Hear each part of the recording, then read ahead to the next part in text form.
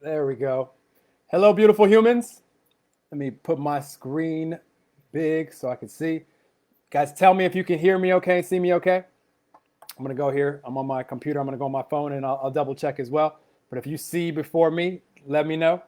Excited to share with you. Let me check the quality of this before I dive in on my computer. But I want to make sure that you guys can hear me okay and see me okay. Hello, hello. Okay, I see your comment, Jen. Awesome. Let's do it. All right. Hello, beautiful humans. Excited to share with you today. I am coming by way of Miami Beach, Florida. And this is not where I'm originally from. I'm originally from California.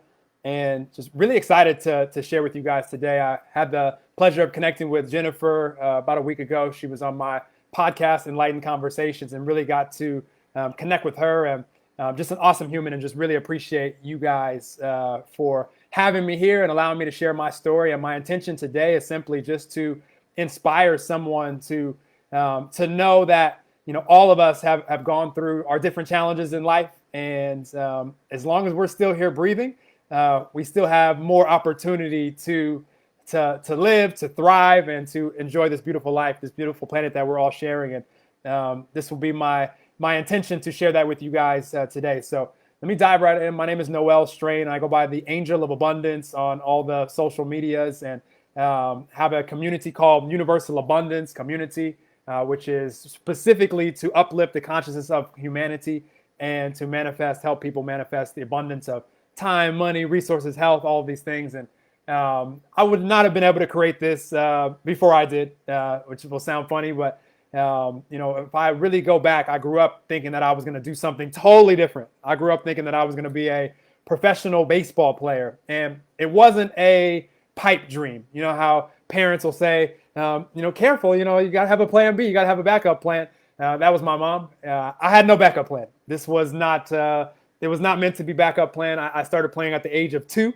My dad played professionally back in the 60s, and never made it like super huge, super big, but baseball ran through my family. And so I was fortunate to have lots of early training. So I was more advanced than all the kids, pretty much all the way through my life, starting at 2 years old. So by the time I started playing competitively at 6 years old, 7 years old, like I was running around the whole field, like calling the shots. And it was just a matter of time before I was going to play pro in my mind. And went to go play in college. I got some of my schooling paid for, even though I had a little minor injury in high school that kind of threw me off a little bit going into college. But I was like, that doesn't matter. I'm still going to play. That was kind of a preview of what was to come. I was like, geez, the body can get injured. Like I had no idea. This was the first time that I ever felt any type of setback injury wise. I was 16 years old.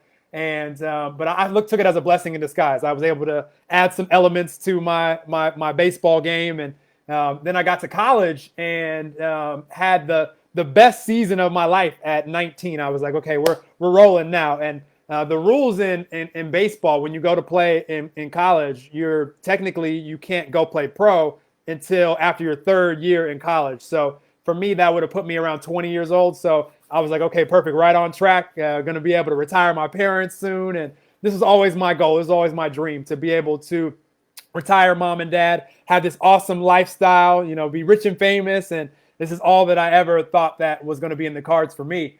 And all of a sudden, it happened. And I used to put all the blame on the injury itself. I can look back now, years later, and say I wasn't putting as much focus and attention on the health and maintenance of my body like I was before I went to San Diego State, which at the time was ranked the number 3 party school on the planet. And I took advantage of every bit of that. Spent lots of time at the baseball house, as we called it, and we just had lots of fun. You could come to my dorm room and say, Noel, it's college night in Tijuana. Do you want to come? And before they could even get the question out, I was there. I was headed down to Tijuana, which, if you don't know, San Diego and Tijuana border, we're about 20 minutes away.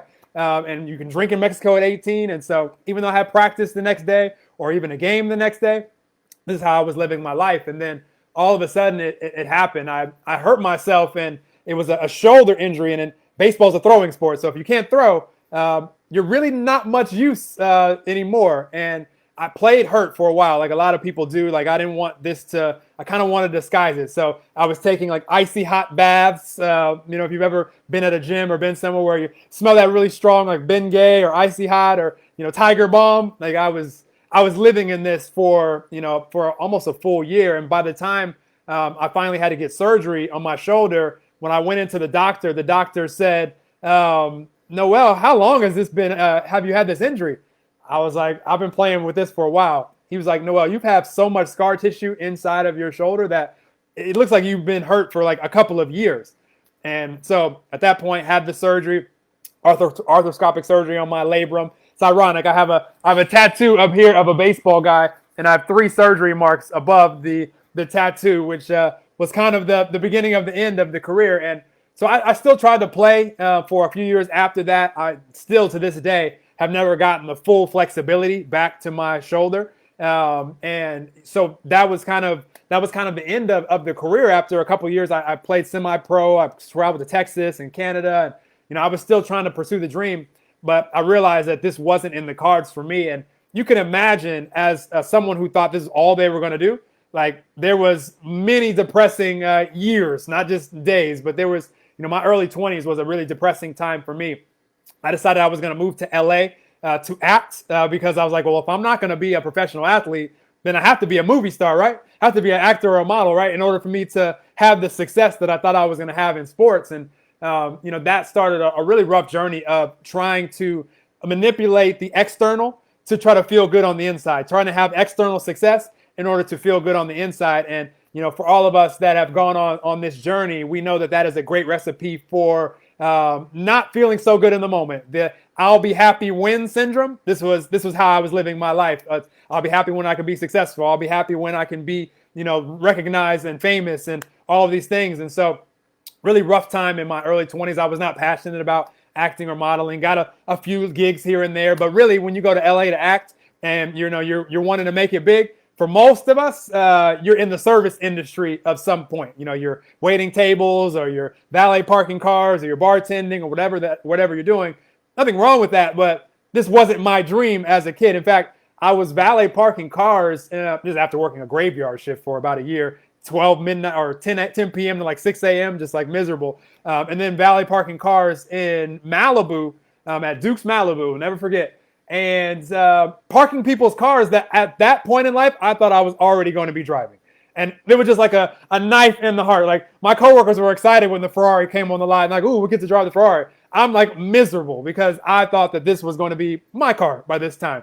And so really, really, really rough time. But one thing I will say, and I'm gonna transition this because this is a story of not of like, sad. And I don't know if I'll fully ever get over not playing professional sports. It always seemed like something I still watch, from time to time, not as much as I used to. And I was always really good. So I see I can do things that people can do, especially, offensively. But again, throwing, it's not in the cards for me.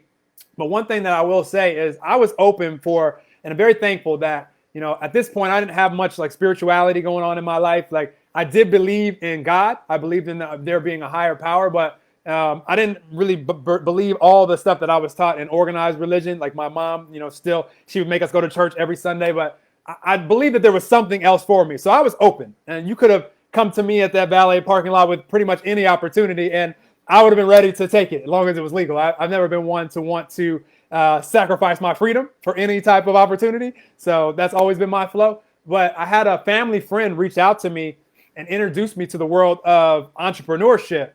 It was actually a network marketing company and had a team element to it. It was actually pretty interesting. I went to an event and I was like, yeah, I'm going to do this. Like I could see this being a way to possibly, make the millions that I wanted to make at that point. But it wasn't about the money, because here's what I know about life. Like we can look back in life and we can connect the dots of why things happen to us. It's very difficult to see why things are happening in the moment of them happening, but we can always look back and connect the dots, looking back to until now. And when I look back at what was happening and what the universe was bringing into my path at that point, it was the gift of personal growth. It was the gift of personal development, of spirituality. And I had a mentor in that company that said, Noel, because at that point I thought that I was just like unlucky. Like I thought life was about good luck and bad luck. And that's kind of what determined if you were successful or lack thereof. And so I had a mentor that said, no, Noel, like I want you to read this book. And I was like, you read a book? Like I've never read a book by choice before. In fact, I didn't even read the school books. Like I was trying to just get by. Like they told me that you could, C's get degrees. And I was like, sign me up for that. I'm not doing too much when it comes to reading. But he said, read this book right here. And it changed my life. He said, read The Science of Getting Rich, Wallace Wattles. And notice how thin this book is. Like this is a very quick read that was written in 1910 by Wallace Wattles. And it's about law of attraction, about visualization, about faith and belief. And that book completely changed my life more than I even realized at the time. And what it did is it allowed me to be open to the next synchronicity to come and to more consciousness and to more awareness. And, my message to everybody now is, for all of us that are open to the synchronicities of life, because we can't predict any of this stuff. Life is just one ongoing synchronicity. None of us can say that there's anything that has been physically manifested in our life that we have actually enjoyed, or even that we haven't enjoyed, that we could have predicted all the details leading up to that. That's just not our work. And so, that was the start of my personal growth journey. And, from there, I attracted some other books because I needed Eckhart Tolle's Power of Now, because there was even after that book, like I still had some spurts of depression because I was still in the mentality of I know law of attraction now. Now I'll be happy when I'm rich. Now I still have the I'll be happy when mentality. And so needed to attract the power of now so that I can get focused on the moment and realizing that's all that's promised to any of us. And, by just continuing to be open. And that's my greatest message. And the thing that I want to help humanity with, more than anything is just, when we're open to new consciousness, to new awareness coming to us, it can come at any time, anywhere, from anyone, and will always attract to us whatever it is that we need for us to go on our journey. And I have so many examples of this. And, now I'm so excited for all of us to know, who and what we all truly are. And, for us to know that the biggest illusion that we have is that we're separate. And, what I know to be true now after all these years of personal growth, that Wallace Wattles book, that was 12 years ago. So I've gone on 12 years of just personal growth and applying it and becoming aware of our energy and becoming aware of who and what all of us truly are. And who are we? We're just all just different expressions of the same energy. Call it God, universe, love, all that is, source, spirit, infinite intelligence, the divine, whatever it is that you resonate with out there. We're just the little fractals. We're the little energetic fractals of that. So we all have this same power flowing to and through, and it's all who all of us truly are. And when we realize that, we can be super humble, knowing that none of us are any better or worse than any of the rest of us. We don't have to compare ourselves to others, knowing that, we can also be super confident because we have the power that has created everything that we see. That is who all of us truly are. We're just the avatar form of this, of this non-physical energy. That is who all of us truly are. So I'm just so excited for every single one of you to be able to just have whatever consciousness that you're meant to receive from my talk and all the talks that are going to follow today and through this 3-day event. And highly recommend going back and listening to the replays. What I know to be true is that we can have some new consciousness, some new awareness come at any moment from anyone. And just being open to that. There's been times in my life where I've shared things with someone that I thought was just strictly to benefit them, and they turned around and shared a story with me that also benefited my life as well. And so just wanted to share, my story and now my vision from here, because I always will end with vision, because for every single one of you guys, all of us are as clear as we've ever been as of this moment right now, as far as what we like and don't like and what we desire in our life because of all the life experiences leading up to today. And so I always like to share my vision, and always, if I'm ever in a conversation with you, I'll ask you what your vision is as of now for yourself and for humanity. And so, my vision is very simple. I see a world where all of us have the light bulb on. We know who and what we truly are. We know that we can be, do, and have anything. And, once we know that, being able to get clear on what it is that we would like to see, wanting to have equality, wanted to have, just to enjoy this beautiful life, to create a utopia here on earth. And I see it very simple for us to have that. I see it as the number one most important thing that we need to attain this, to live this way that I'm describing is the consciousness, the what we're talking about here, and to be open to new consciousness coming. This is unlimited. None of us are ever going to know all the secrets of the universe in this one life experience. And from there, it's really exciting to me to help people create and manifest abundance of everything that matters to them. Because what else do we really need if we have consciousness? We know who we truly are. We know we can be, do, and have anything. And we have abundance of time, of money, of relationships, of whatever matters to you. If we have an abundance of that and we have the consciousness and we believe that we can be, do, and have anything, we know it to be true, we can just go out there and just make this world just such an awesome place and do it together. So I invite all you guys to connect with me I'm super excited to meet more of you guys. Like, I won't even use the full time. If I didn't use it, I don't think that I did. But I'm the angel of abundance on everything. And I just wanted to just share with you guys that, even though you might be doing things right now that maybe you might not see what use it's going to be for your life. Maybe you're in a job that you're not enjoying right now. Maybe you have health concern right now. Maybe you don't have the relationship that you want. There's things that you're experiencing right now. Maybe this talk, maybe another talk in this event that are serving you. Again, we can look back and connect the dots looking backwards until now, but we may not understand what's happening right here and now, and we don't have to. All that we can control is what's the vibration, what's the frequency, what's the energy that I'm bringing into this moment of life. And since that's all that we can control, and that's all that truly exists, this moment of now, this moment of now, this moment of now, it makes life so much easier to where it's like, I'm at peace right now. I'm chilling. Like, I'm excited. I'm adventurous. I'm curious to see what comes next here in this life. And this is how I've chosen to live. It's the most important thing to me is what's my vibe in this moment. And it allows me to be a match to synchronicities, to cool thoughts and ideas, to having awesome conversations with people like you guys. And so I just want to send so much love to you guys. And thank you, Jennifer, for having me on. I look forward to connecting with you guys. Connect with me on Instagram. I'm super active over there. But I'm the angel of abundance on everything. You guys are all invited to participate with me in everything that I'm creating. It's just a global collaboration, and I see us all just being able to live this life and enjoy this life together.